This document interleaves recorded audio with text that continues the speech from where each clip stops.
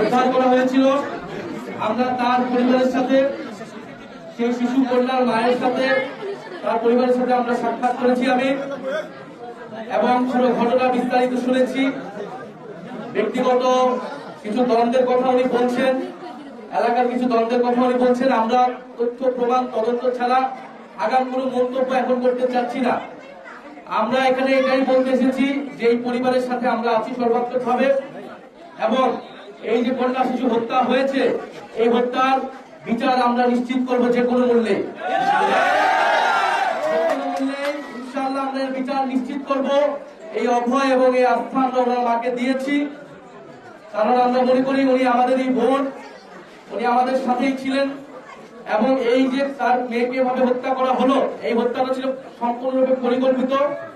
ব্যক্তিগত যেই দ্বন্দ্ব থাকুক বা যেই কারণেই হত্যা কেন, এই হত্যাকাণ্ড কোনোভাবেই গ্রহণযোগ্য নয়, এবং এটা একটা গর্হিত অপরাধ। যারা এটার সাথে জড়িত ছিল প্রত্যক্ষ এবং পরোক্ষভাবে, তাদের কঠোর থেকে কঠোর শাস্তির আওতায় আনা হবে।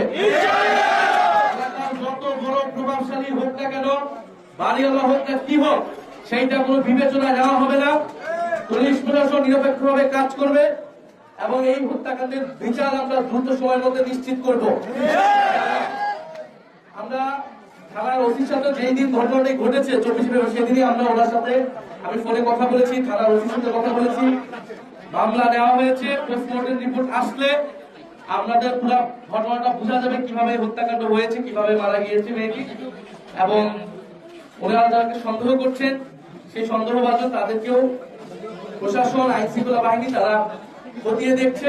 আমরা আশা করি দ্রুত সময়ে, অলরেডি একজন আসামি গ্রেফতার হয়েছে, সন্দেহভাজন একজন। আমরা আশা করবো দ্রুত সময়ের মধ্যেই গ্রেফতার হবে, এবং এটা ন্যায় বিচার আমরা এই বোর্ডকে সবাই মিলে নিশ্চিত করবো। এটা আমাদের ওয়াদা আজকে ওনার কাছে এবং এলাকাবাসীর কাছে। 100 শব্দের মধ্যে সত্য ও বিশ্বাসযোগ্য খবর জানতে ফলো করুন নেক্সট স্পিডের ফেসবুক পেজ ও ইউটিউব চ্যানেল।